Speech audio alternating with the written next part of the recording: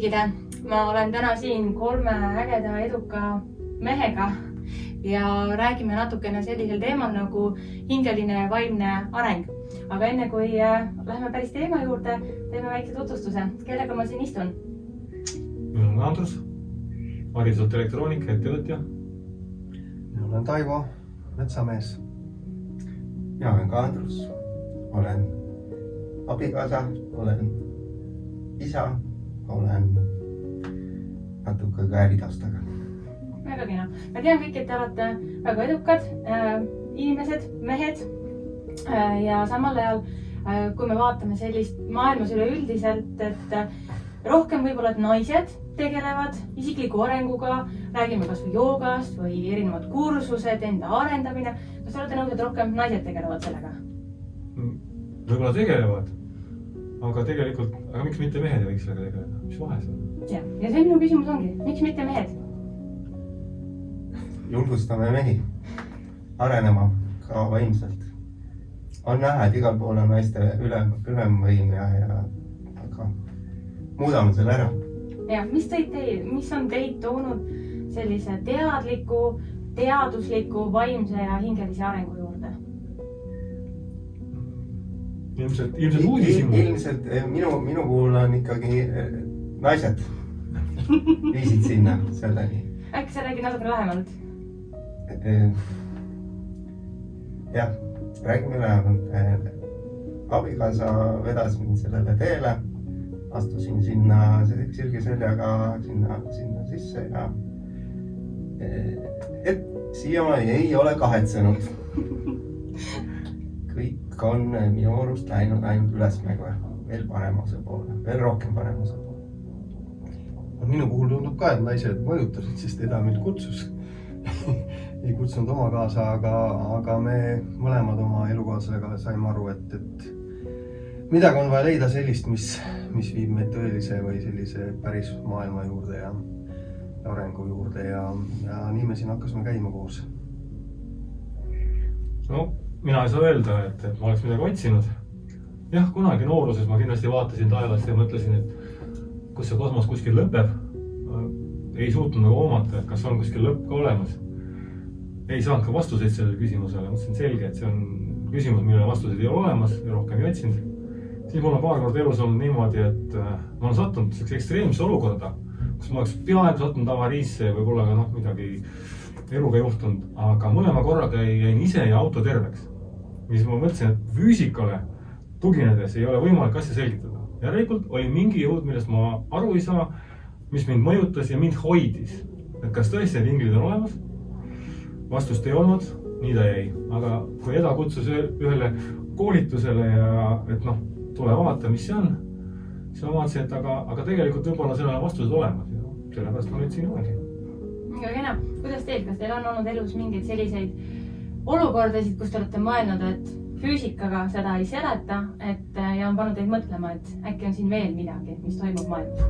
Minul oli Nõukogude armees 4 korda sellist juhust, et mind oleks võinud ka mitte olemas olla, et lihtsalt siis ma olin noor mees ja nagu ei varem üldse mõelnud väga millegile muule, aga seal ma sain aru, et keegi mind ikkagi hoiab ja kaitseb, et midagi peab olema, et ma küll sel ajal ei osanud mõelda, mis see on, sest ei ole lihtsalt tead, mis see näeb juba üle 40 aasta tagasi, aga ma saan aru, et midagi peab olema, kes mind hoiab, sest see lihtsalt isegi teoreetselt ei olnud võimalik, mis juhtus.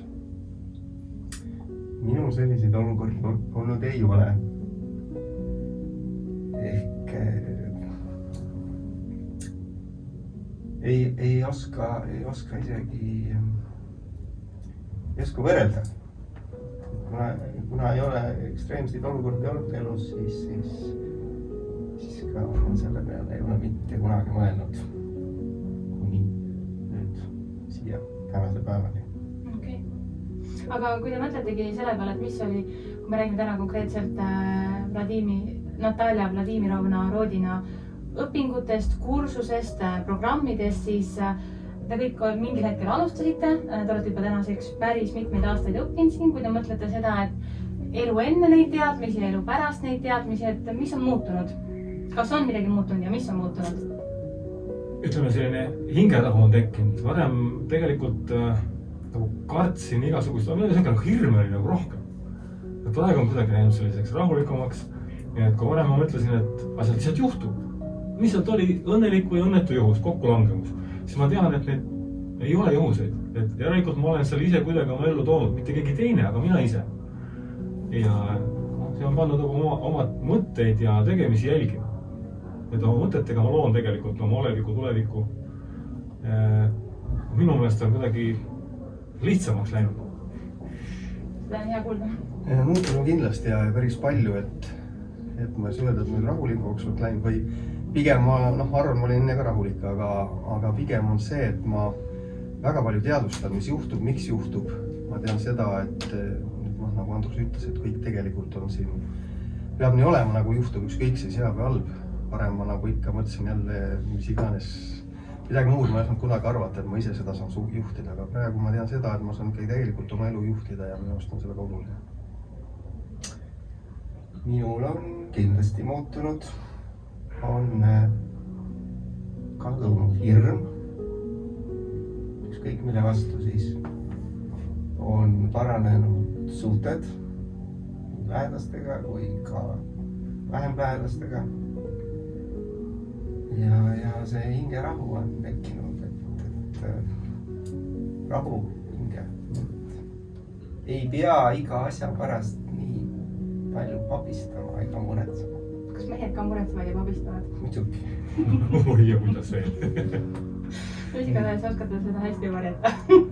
Ma arvan seda, ega ma ka varem kartsin palju rohkem, küll enne seda juba ma sattusin mõned raamatud kätte, kus ma sain aru tegelikult, et see on nii mõttetu, et tegelikult ei ole vaja hirmu tunda midagi, et kõik on paigas, aga sellel samas ma ei teadnud, ma ei suutnud seda välja lugeda kuskilt, miks on paigas ja kuidas on paigas ja kuidas ma ise saan muuta, et praegu ma tean neid asju juba, et see on väga oluline jaoks. Tegelikult see hirm, see on ju mõtlemine. Aga ma sain juba nõukogude ajal aru, et see mõtlemine, vaimne töö võtab palju rohkem energiat kui füüsiline. Pikk jutt, aga ma tean, et ma tõesti töötasin selle töökoha peal, kus ma istusin, tegin mõttega tööd, läksin sööma, võtsin pika nimekirja asju, mida ära sõin. Õhtul läksin koju ja kas saab midagi kuskilt veel, et kõht nii tühi. Siis ma vahetasin töökohta, kus mõeldusud midagi ei olnud, aga füüsiline oli väga tugev. Lähen õhtul koju, naine küsib, et süüa ka tahad. Ai, vaatan siin ajalehtu, rokitsen midagi, pole kiiret. Ma käisin täpselt samas kohas söömas, aga ma võtsin oluliselt vähem asju. Ehk ma sain aru, et füüsiline energiakulu on palju väiksem kui vaimne. Nii et kui muretsemine on energia kulutamine, siis lõpetage muretsemine. Väga kena, aga aitäh teile oma mõtete jagamise eest ja kohtumiseni! Aitäh! Aitäh kutsumast!